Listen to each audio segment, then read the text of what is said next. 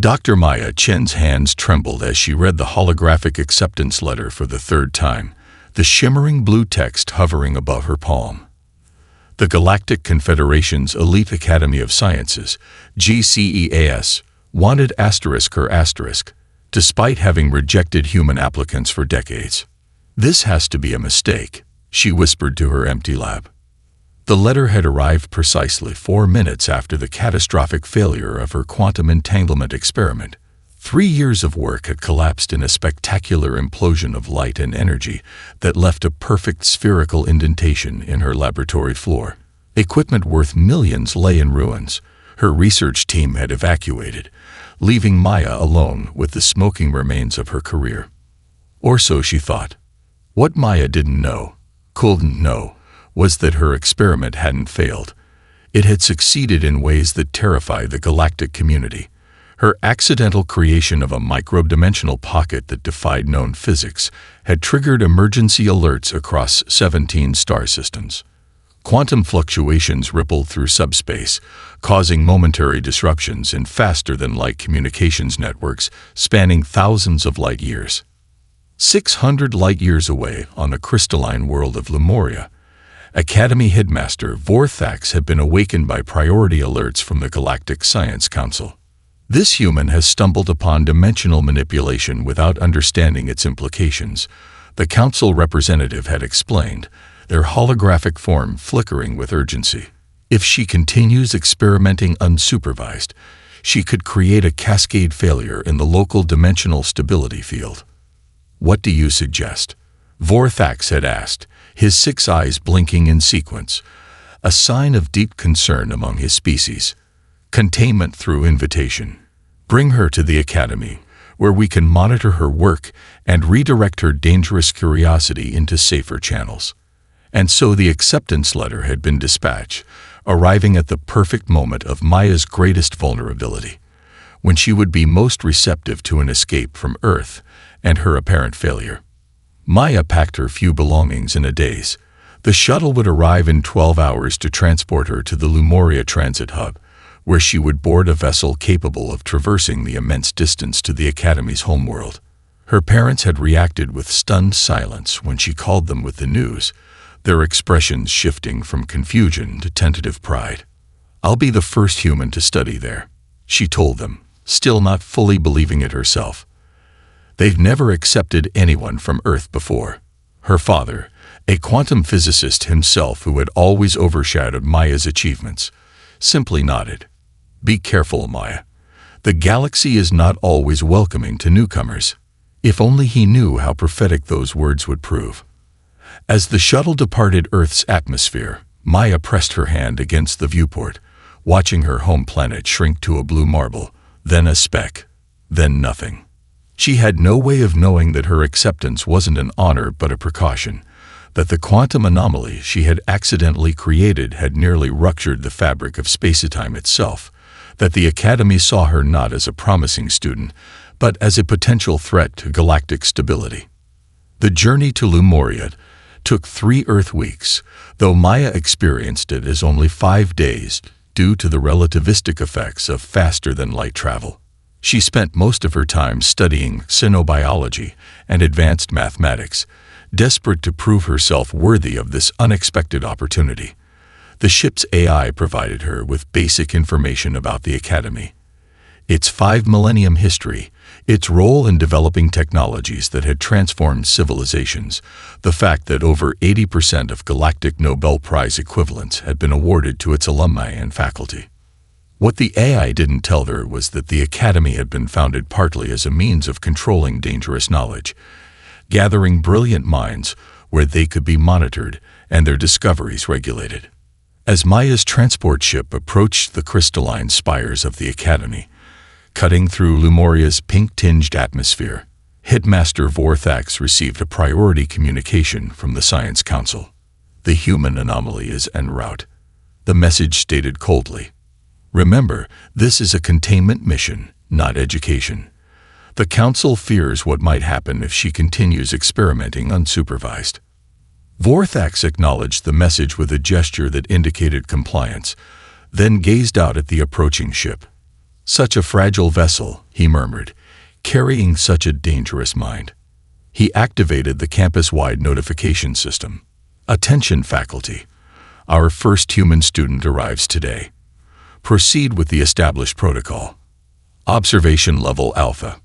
Containment parameters in effect. As Maya stepped off the transport, breathing alien air for the first time and gazing in wonder at the impossible architecture of the academy, she had no idea that she wasn't there to learn. She was there to be contained. Maya's first day at the Galactic Confederation's elite Academy of Sciences was a masterclass in alienation. Literally, her designated dormitory's atmosphere burned her skin upon entry, causing angry red welts to form instantly.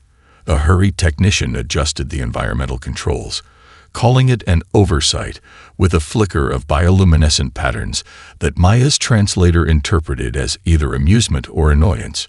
She couldn't tell which. Many thanks for your patience, honored student. The technician's translated words crackled through her earpiece. Your biological requirements were overlooked during preparation. Maya forced a smile, ignoring both the pain and the poorly disguised slur. Adaptability, she reminded herself. That's what humanity excelled at. The orientation session that followed proved even more challenging.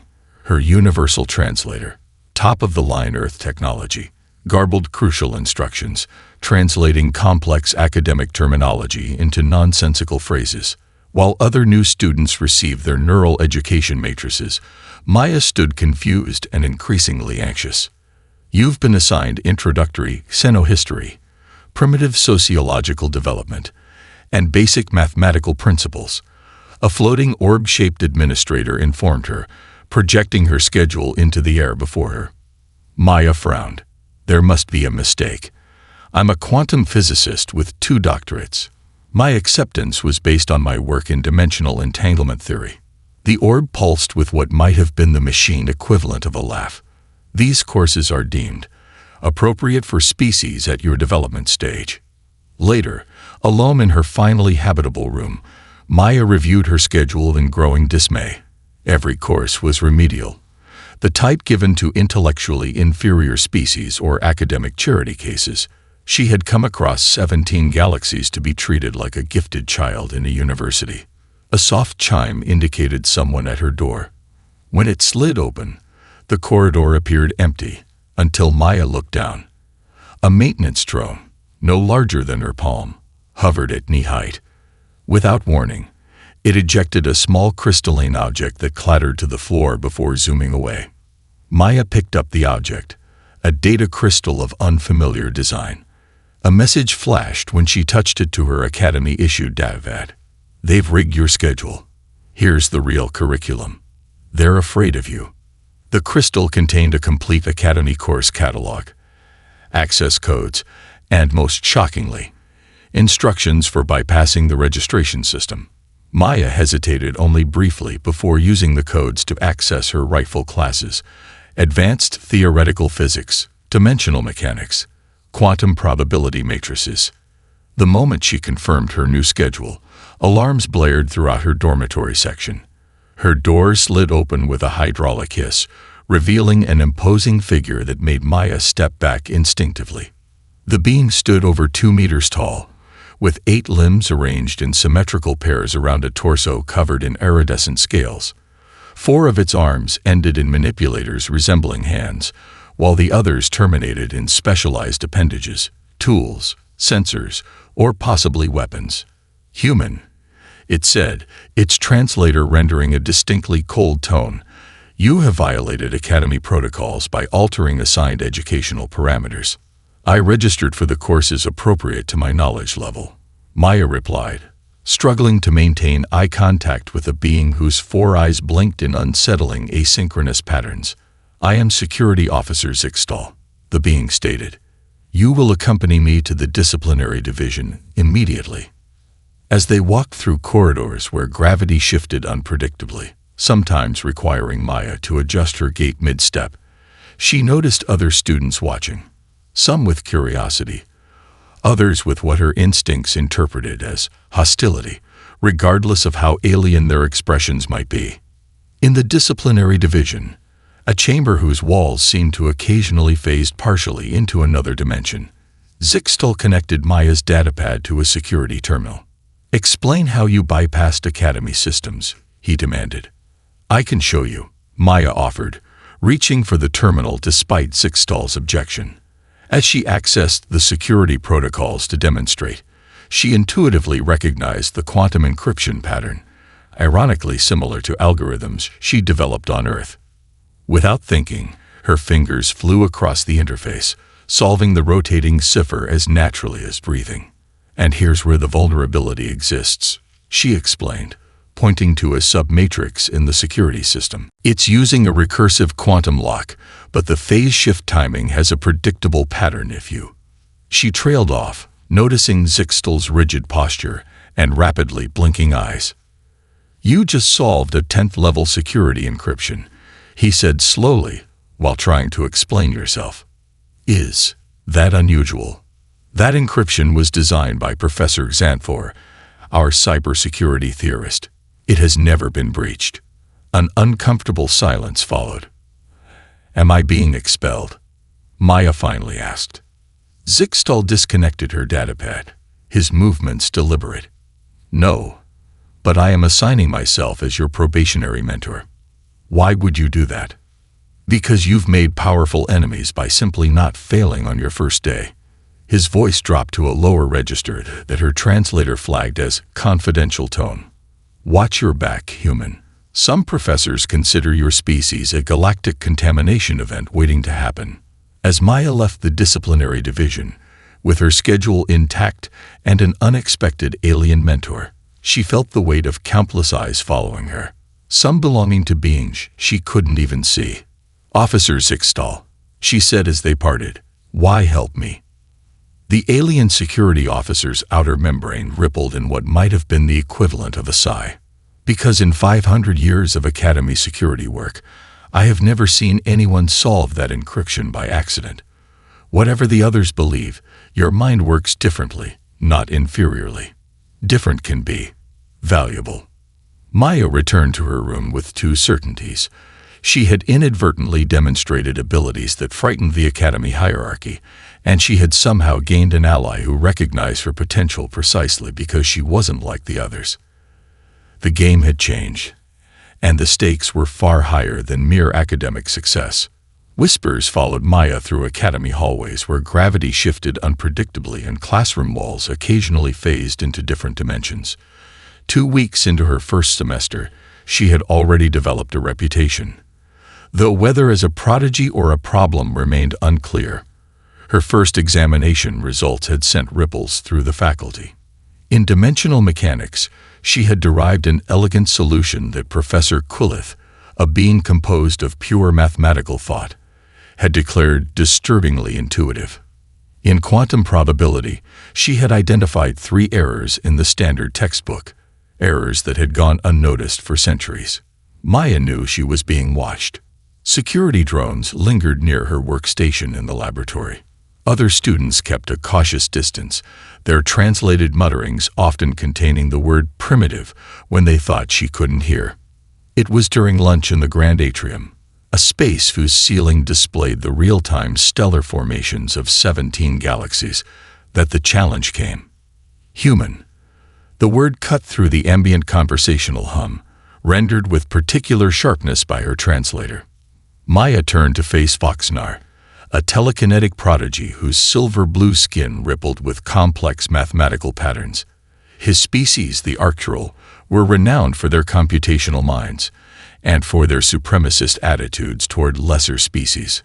"I've been observing your performances," Voxnar continued, floating slightly above the floor in what Maya had learned was a display of status among his kind. "Statistically improbable for your species classification." Maya maintained her composure despite the insult. "I appreciate your interest in my work." "Interest? No.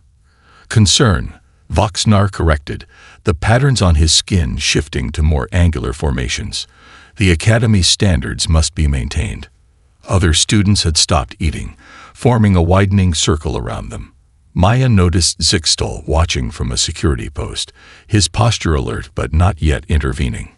Voxnar gestured elegantly, and a holographic projection materialized between them, a complex, shifting structure of light and mathematical symbols that seemed to fold in upon itself in impossible ways.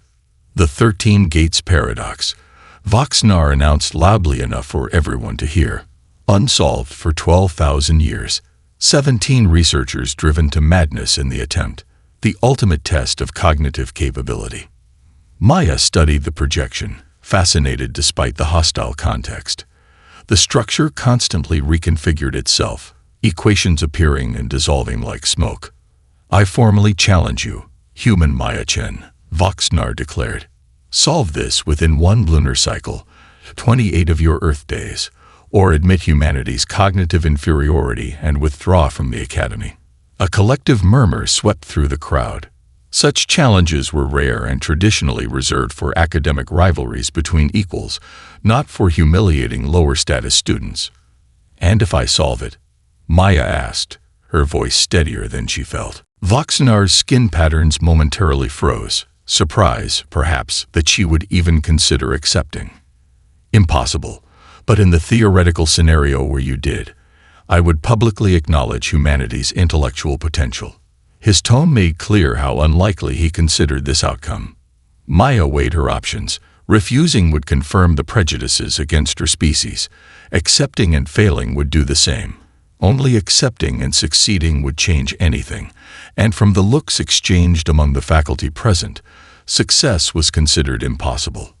"I accept your challenge," she said simply. As the crowd dispersed, Maya's Academy datapad chimed with an official notification. Her educational funding had been placed on probationary status, pending the outcome of the challenge. If she failed, her scholarship would be revoked. That night, Maya returned to her dormitory to find the environmental controls malfunctioning. The temperature had dropped to near freezing. The maintenance system refused her commands for adjustment. Shivering beneath inadequate thermal blankets, she attempted to study the first aspects of the 13 Gates Paradox, her breath forming clouds in the frigid air.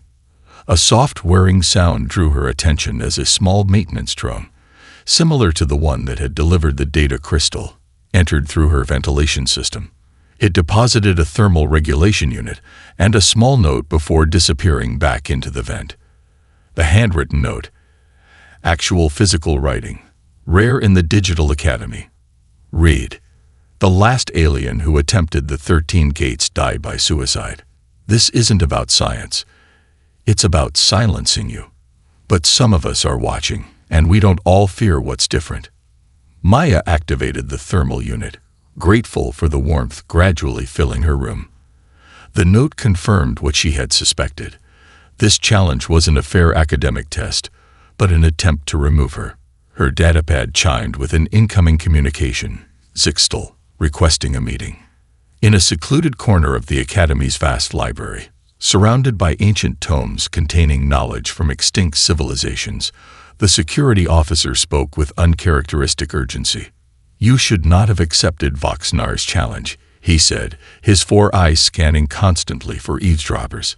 "His family has produced Academy chancellors for 12 generations. They have influence I cannot protect you from."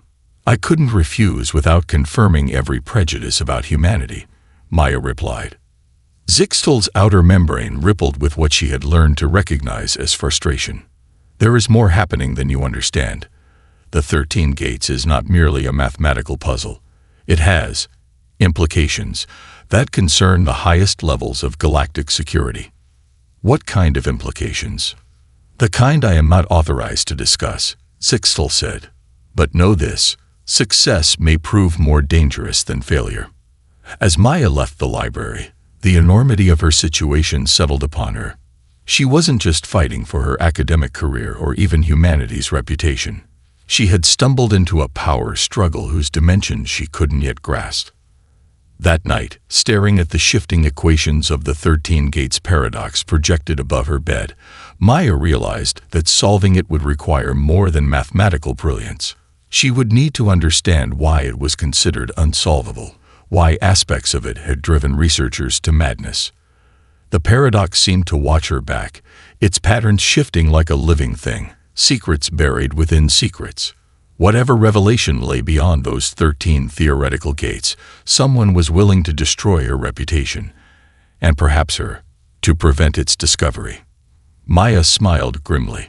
If there was one thing humans excelled at beyond all galactic expectations, it was refusing to accept the impossible as a limitation.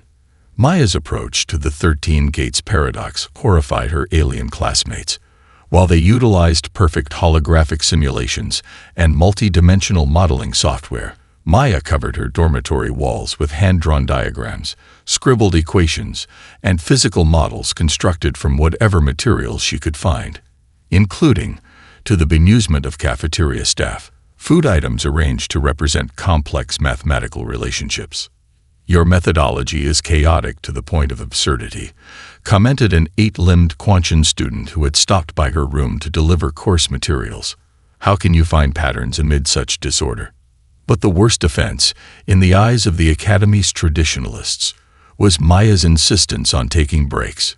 Sleep, exercise, even occasional socialization, all considered wasteful inefficiencies by species whose cognitive processes never required downtime. 7 days into her challenge, Maya was sketching patterns from the 7th gate while eating breakfast when a crystalline being slid into the seat across from her.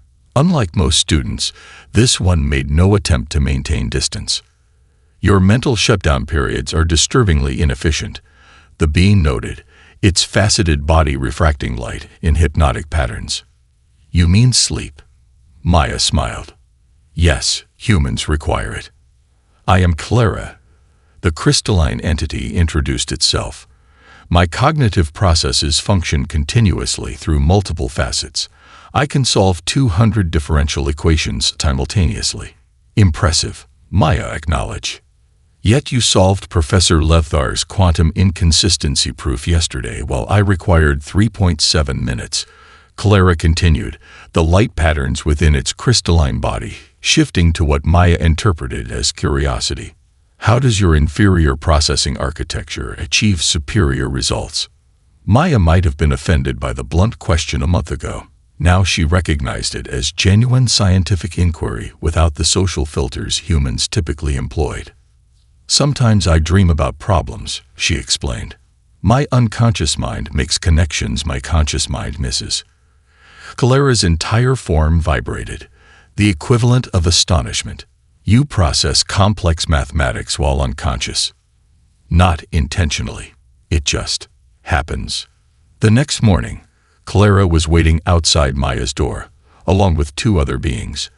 Drix, a hovering artificial intelligence construct housed in a metallic sphere etched with ancient symbols, and Insara, a swirling gaseous entity contained within a transparent environmental suit. "We wish to observe your unorthodox methodology," Clara announced. "My methodology?" Maya asked, confused. "Your chaotic approach to the 13 gates," Drix clarified, its synthesized voice surprisingly melodic.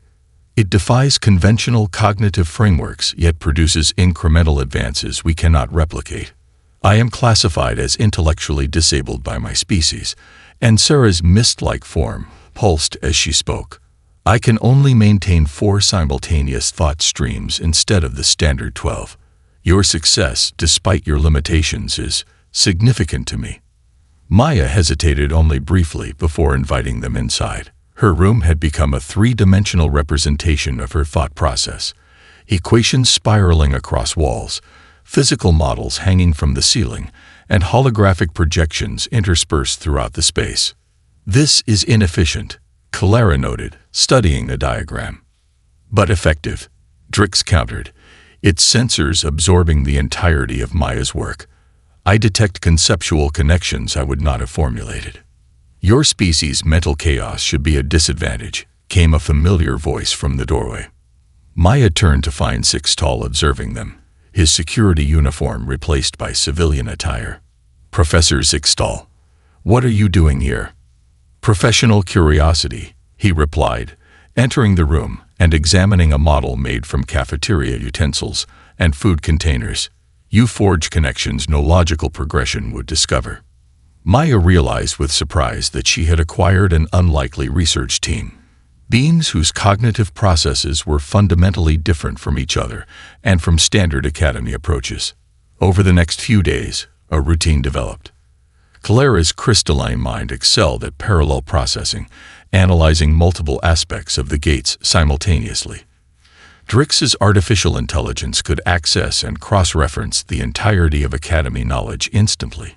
Insara, despite her species standards, provided insights from 4 different perspectives simultaneously. And Zixtal, with his security background, recognized protection measures embedded within the paradox's structure. The gates have defensive mechanisms, he explained during one late-night session. Cognitive traps designed to misdirect or overwhelm the mind. Like a security system? Maya asked. Precisely. The paradox doesn't just test intelligence, it actively resists solution. This collaborative approach, what Maya privately termed cognitive diversity, proved more effective than any could have achieved alone. By the 18th day, they had successfully navigated 9 of the 13 gates, further than any previous attempt had reached. Then disaster struck. Maya returned from a lecture to find her quarters ransacked, her physical models destroyed, equations erased, and data corrupted. Even her backups had been wiped from the Academy's network. The message was clear.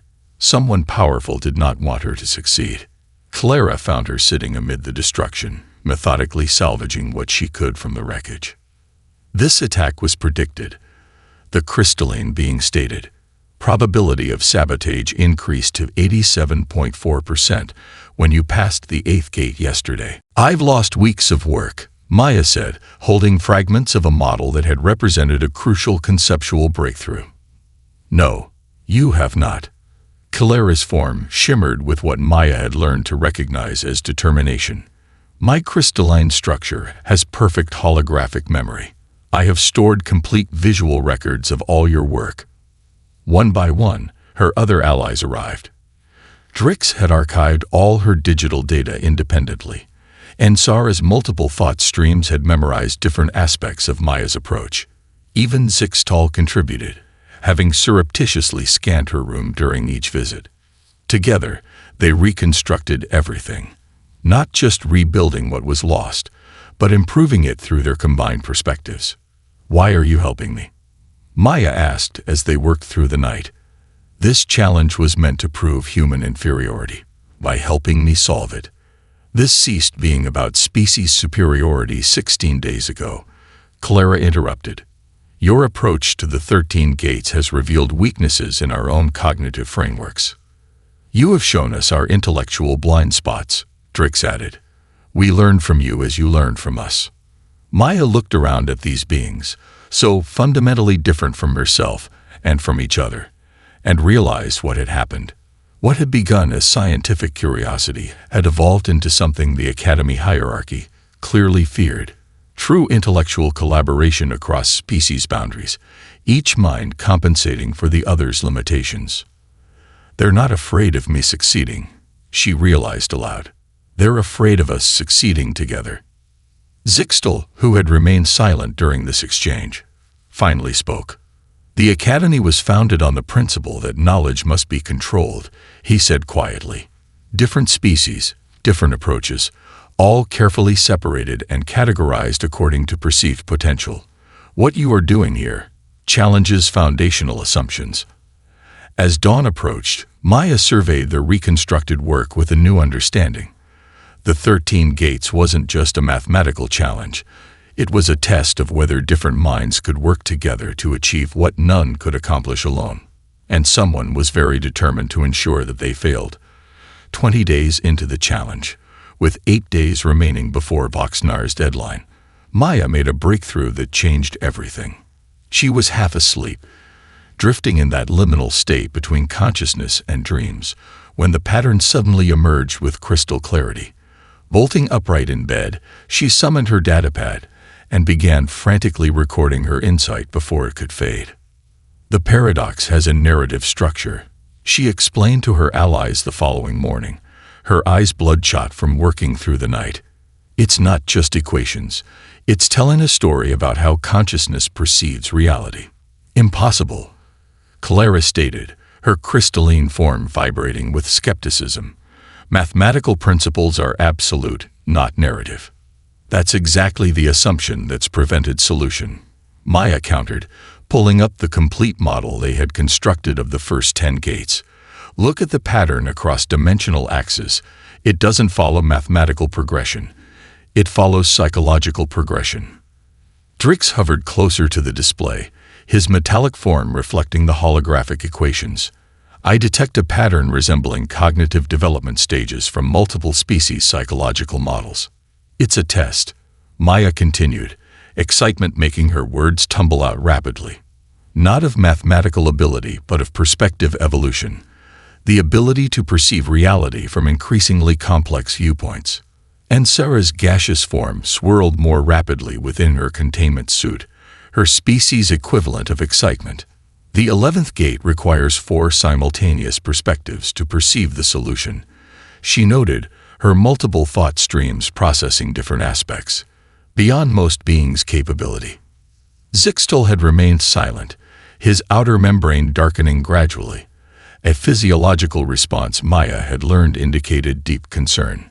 This discovery must be kept confidential, he finally said. If you are correct, the implications extend far beyond academic rivalry. But it was too late. That afternoon, Maya received a formal summons to meet with Chancellor Omnitrix, the Academy's supreme administrator. The Chancellor's office existed partially in another dimension, requiring visitors to pass through a disorienting transition field. Maya emerged into a vast space where perspectives seemed to shift depending on where she focused her attention. Walls became ceilings, became floors in an endless recursive loop. Chancellor Omnitrix himself was a being of pure energy contained within an ornate metallic framework. Tendrils of blue-white light reached out from his central mass, manipulating objects and interfaces around him. Dr. Chen, his voice resonated directly in her mind rather than through her translator. Your progress on the 13 Gates paradox has attracted significant attention. Maya maintained her composure despite the intimidating setting. I've made some advances through collaboration with fellow students. Yes, most unusual collaboration. The Chancellor's energy field pulsed brighter. The Academy has protocols regarding cross-species research methodologies. I wasn't aware of any restrictions on working together. Not restricted, regulated. The Chancellor floated closer. The 13 Gates isn't just a theoretical exercise, Dr. Chen. It's the encryption key to the Academy's most dangerous research. Research that has been suspended for generations because we lack the necessary perspective to control it. Maya felt a chill that had nothing to do with the room's temperature. What kind of research?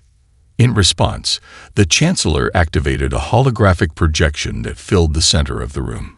Maya watched in growing horror as the simulation depicted technology capable of rewriting the consciousness of entire species, changing not just thoughts but the very nature of perception.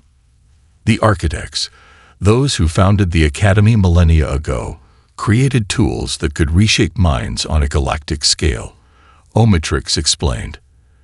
They sealed this knowledge behind theoretical barriers they believed could only be breached by minds evolved enough to use it responsibly. The 13 Gates, Maya whispered. Precisely. A test of cognitive evolution disguised as a mathematical puzzle. The Chancellor's energy field darkened at its edges. For 12,000 years, no single species has been able to solve it.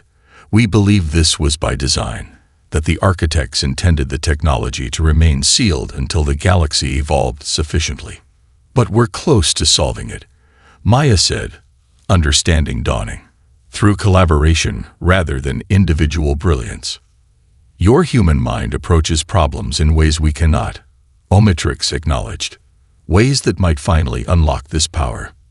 The question is, can your primitive ethical framework handle the responsibility? The implications hit Maya like a physical blow. Voxnar's challenge hadn't been a simple academic rivalry. It had been a calculated attempt to either force her failure or, if she somehow succeeded, control access to whatever knowledge lay beyond the 13 gates. "Who else knows about this?" she asked. The full context. Only the Council of Nine, the Academy's highest governing body. The Chancellor's form pulsed with what might have been concern. Others have suspicions, fragmentary knowledge, which is why your collaborative approach is particularly concerning. Maya thought quickly. If what Omnitrix said was true, she had inadvertently stumbled into something far more significant than academic politics, a power struggle over technology that could reshape civilization itself. "Why tell me this?" she asked. "Why not simply expel me or sabotage my work more effectively?"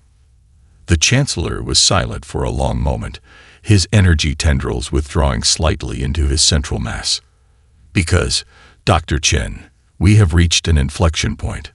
Your approach, combining cognitive frameworks across species boundaries, was never anticipated by the architects. It changes everything."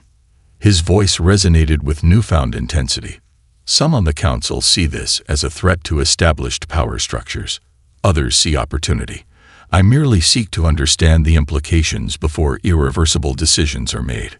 As Maya left the Chancellor's office, her mind reeled with the magnitude of what she had learned. The 13 gates wasn't just a puzzle or even a security system.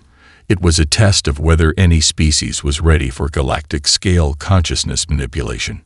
And now, through her unorthodox collaboration, they were approaching the threshold. She needed to warn her allies, but paranoia kept her from using standard communication channels. If the Council was monitoring her, any electronic message would be intercepted. Walking through the Academy's biological gardens, amid plants from 10,000 worlds arranged in perfect harmony, Maya made her decision. The 13 gates was too dangerous to either abandon or solve without understanding the full implications. They would continue their work, but with a crucial difference.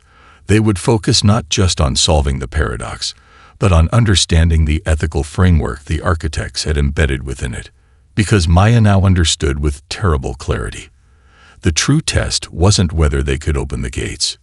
It was whether they should. With just 3 days remaining before Voxnar's deadline, Maya believed she had solved the 13 gates paradox. The final pieces had fallen into place during a collaborative session with her unlikely research team. Each contributor had provided crucial insights. Clara's multifaceted processing, Trix's vast knowledge base, and Sura's multiple perspectives, and Sixtel's understanding of security frameworks. "We've done it," Maya whispered, staring at the completed model hovering above her desk. All 13 gates. But during a final review, she discovered critical flaws in their approach to the 12th gate, errors that would cascade through the entire solution, rendering it invalid. Exhausted from weeks of relentless work and the constant stress of Academy politics, Maya felt despair creeping in. That evening, a surprising visitor arrived at her door, Voxnar himself. "May I enter?" the telekinetic prodigy asked, his silver-blue skin patterns shifting in what Maya had learned to recognize as a conciliatory configuration. Cautiously, she invited him inside. "I've been monitoring your progress," Voxnar admitted.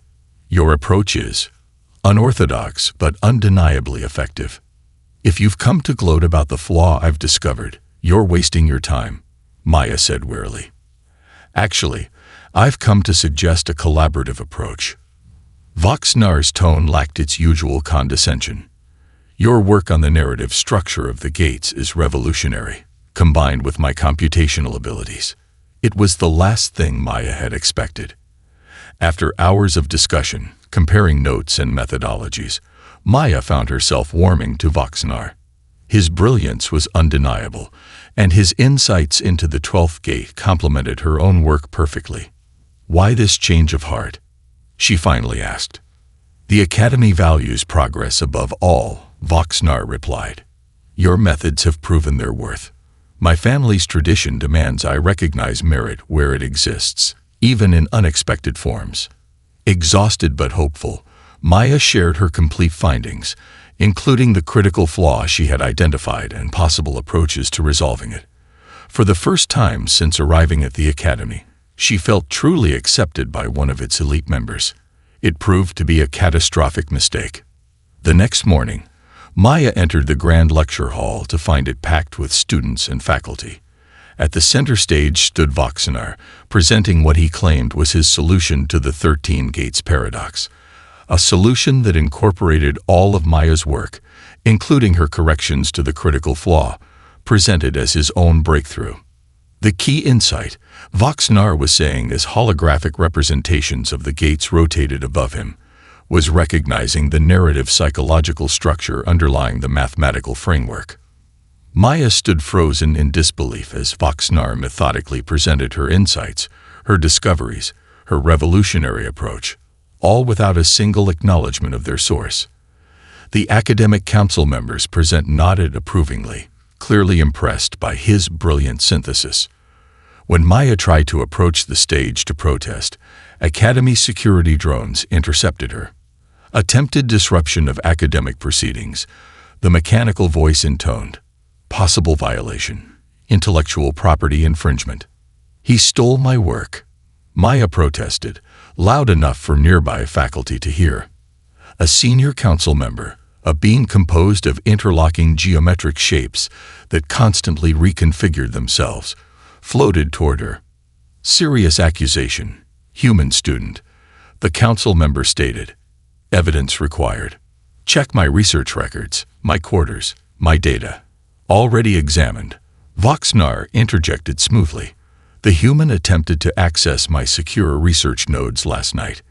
Any similarity to my work is clearly the result of her unauthorized access to my findings. The security drones began guiding Maya toward the exit as murmurs spread through the audience. She caught glimpses of Clara and Insara being similarly escorted from different entrances, her allies systematically removed before they could corroborate her claims. Deportation protocols initiated, the security drone announced. Interspecies ethical violation. Attempted appropriation of intellectual property.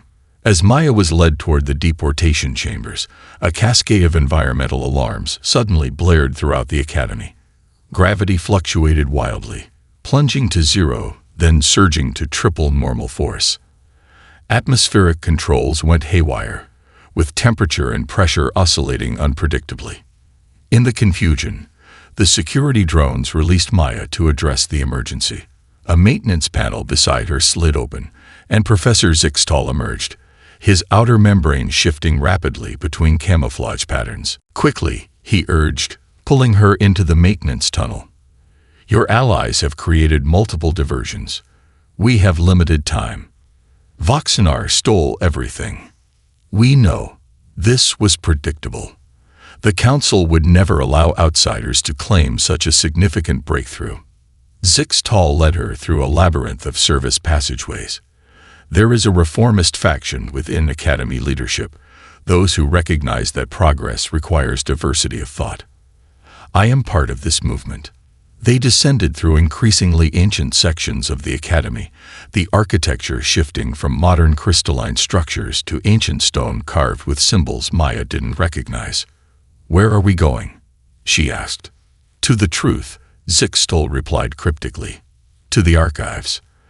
They emerged into a vast chamber filled with physical books, scrolls, and data storage devices, so ancient their technology was barely recognizable. This was the historical heart of the Academy, a repository of knowledge dating back to its founding. The 13 Gates was never about mathematics, Zixtal explained, activating an ancient console. It's about how reality responds to consciousness. Most species perceive reality through rigid frameworks, but humans. He paused, his 4 eyes focusing intently on Maya. Humans naturally exist in a quantum state of perception that we others can only achieve through centuries of training. You don't just solve paradoxes, Maya. You intuitively understand that paradoxes are the foundation of reality itself. The console projected images of ancient texts describing the first contact between humans and galactic civilization, centuries earlier than the official history acknowledge. There is a reason humans were kept isolated for so long, Zixtal said quietly. and why certain factions still fear your potential so deeply.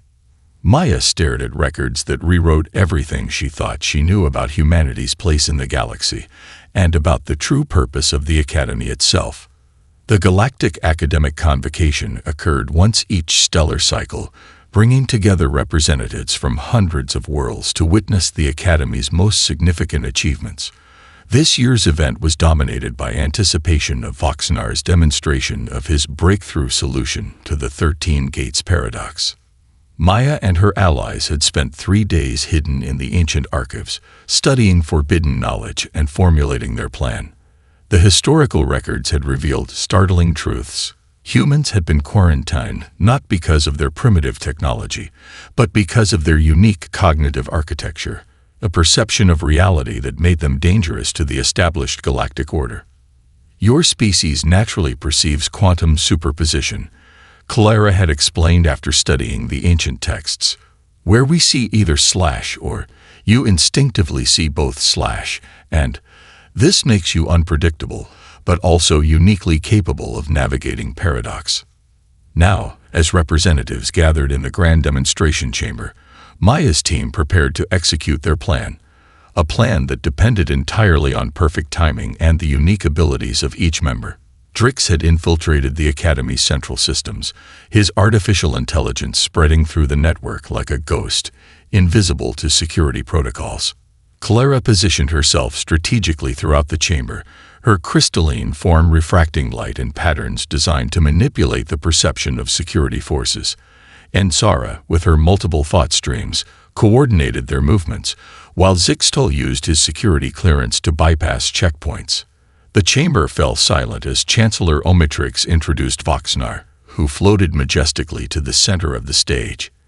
Behind him, a massive holographic display showed the 13 gates in their solved configuration. Maya's solution, stolen and slightly modified. Esteemed colleagues, Voxnar began, his skin patterns glowing with pride. Today marks the culmination of years of research into what many considered unsolvable. The 13 Gates paradox has frustrated our greatest minds for millennia. Until now. The audience murmured appreciatively as Voxnar began explaining the solution methodology. He was just activating the demonstration module when Maya walked calmly onto the stage, emerging from a service entrance that should have been locked. Security drones immediately moved toward her, but froze in place as Drix executed his network infiltration protocol, temporarily overriding their command systems. "You've solved only 12 gates," Maya announced to the shocked audience, her voice amplified by the chamber's acoustics. "The 13th reveals why your approach will ultimately fail." Voxnar's skin patterns shifted to jagged, angry configurations. "Security. Remove this human immediately." Chancellor Omnitrix raised a tendril of energy, halting the security forces that had broken free of Drix's influence. "Let her speak. This disruption merits observation." Maya stepped forward, activating her own datapad. The 13 gates isn't just a mathematical puzzle or even a security system. It's a test of cognitive evolution. Specifically, the ability to integrate multiple perceptual frameworks simultaneously. She projected her own solution, similar to Voxnar's, through the first 12 gates, but fundamentally different at the 13th. Voxnar's approach assumes a linear relationship between consciousness and reality, that perception follows fixed laws across all species. Maya's fingers danced across her interface, highlighting critical differences. But the final gate reveals this assumption to be the very trap-preventing solution. The audience's attention shifted between the two competing models. Some council members leaned forward, clearly recognizing significant divergences in the approaches. "This human speaks nonsense," Voxnar countered, his telekinetic abilities manifesting as a subtle distortion in the air around him. "Her primitive understanding is precisely what allows me to see what you cannot," Maya interrupted. "The paradox cannot be solved through logical progression alone. It requires quantum cognitive perception, the ability to hold contradictory truths simultaneously." Maya's solution began manifesting in the demonstration chamber's central platform, not just as a holographic model, but as a physical phenomenon. Light bent in impossible ways, forming structures that seem to exist in multiple states simultaneously. This isn't just theory, she declared as reality itself seemed to bend around her. This is what happens when you stop trying to force the universe to follow your preconceptions. The manifestation grew, creating a small but stable bridge between theoretical dimensions, something the Academy had long considered impossible. Several council members floated forward, their various sensory organs focused intently on the phenomenon. Chancellor Omnitrix's energy field pulsed with unmistakable agitation. Shut down the demonstration immediately. This unauthorized experiment threatens Academy stability. But it was too late. The dimensional bridge had stabilized, creating a window into what could only be described as another layer of reality, a perspective shift that rendered visible aspects of existence previously theoretical. What followed wasn't just academic debate, but a philosophical confrontation that shook the foundations of galactic science. As security forces attempted to contain the situation, Clara activated her crystalline network, creating light patterns that temporarily confused organic visual systems. Ensara's gaseous form expanded, creating a protective atmospheric barrier around Maya and the demonstration. The audience divided rapidly, many Academy leaders recognizing the undeniable validity of Maya's approach, while others saw only the danger of change to established paradigms. "She threatens everything we've built," one council member shouted, his magnetic field disrupting nearby electronics. "She's shown us our blind spots," another countered, her bioluminescent patterns pulsing with excitement. "This is the breakthrough we've sought for millennia." As the confrontation escalated, Zixtal stepped forward, placing himself between Maya and the approaching security forces. "The Academy was founded to expand knowledge, not contain it," he stated, his voice carrying the weight of his centuries of service. "We have lost our way if we fear discovery more than we value truth." His words resonated with many present, especially the younger faculty who had long chafed under rigid academic hierarchies. Support for Maya's demonstration grew, particularly as the dimensional bridge remained stable, proving her approach wasn't just theoretically sound but practically implementable. Voxnar, seeing his triumph dissolving, made a desperate move. "The human has violated the most sacred protocols. Her work was stolen from my research." "An interesting claim," Clara interjected, her crystalline form projecting recorded memories of their collaborative sessions, including Maya's original insights that Voxnar had appropriated. "My species retains perfect holographic memories. Shall I display more evidence of the true origins of this breakthrough?" Faced with irrefutable evidence and the success of Maya's demonstration, the tide turned. Chancellor Omnitrix, ever sensitive to political winds, raised his energy tendrils for silence. "It appears," he said carefully, "that we have witnessed not one breakthrough today, but two, a solution to the 13 gates and a powerful demonstration of collaborative cross-species research methodology." As the dimensional bridge gently collapsed back into normal space, leaving instruments recording terabytes of previously unattainable data, Maya stood at the center of a transformed academy. The confrontation had done more than vindicate her approach. It had cracked open centuries of rigid thinking about how knowledge should be pursued and who should pursue it. The paradigm hadn't just shifted, it had shattered. The aftermath of Maya's demonstration reshuffled the power dynamics of the Academy and sent ripples across galactic civilization. 3 months after the confrontation at the Galactic Academic Convocation, Maya stood before the newly reformed Council of Paradigms, the Academy's most elite research body. Dr. Maya Chen, intoned the council chairperson, a being composed of latticed energy patterns that shifted between states of matter. "Your appointment to this council is unprecedented. Never in 5 millennia has one so junior been elevated to such a position." Maya, dressed in the formal robes of an Academy senior researcher, stood tall despite her nervousness. Representatives from 17 galactic government bodies had traveled to witness this ceremony, a recognition of how profoundly her work had impacted established scientific thought. The breakthrough you demonstrated was not merely solving the 13 gates, the chairperson continued. It was proving that our most fundamental assumptions about consciousness, perception, and reality require revision. More importantly, you showed that diversity of cognitive approaches, the very thing many sought to suppress, is essential to scientific advancement. After tense negotiations mediated by a coalition of progressive academy leaders, significant reforms had been implemented. The old hierarchy, which had carefully segregated species according to perceived capabilities, had been dismantled. In its place, a new framework emerged, one that celebrated cognitive diversity as strength rather than managing it as a potential threat.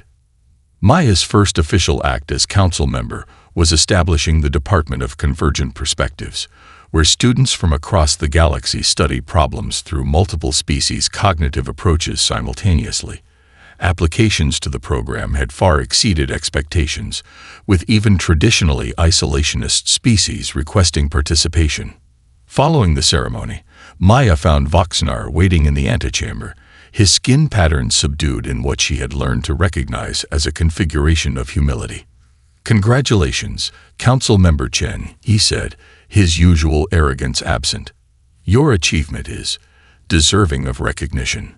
After the exposure of his attempted intellectual theft, Voxnar had faced disgrace. His family's 12 generations of academy leadership had not protected him from the consequences of his actions. Yet what followed surprised everyone. A public confession that led to his unexpected redemption. "I come with a request," Voxnar continued. "I wish to apply for a research position in your department." Maya studied him carefully.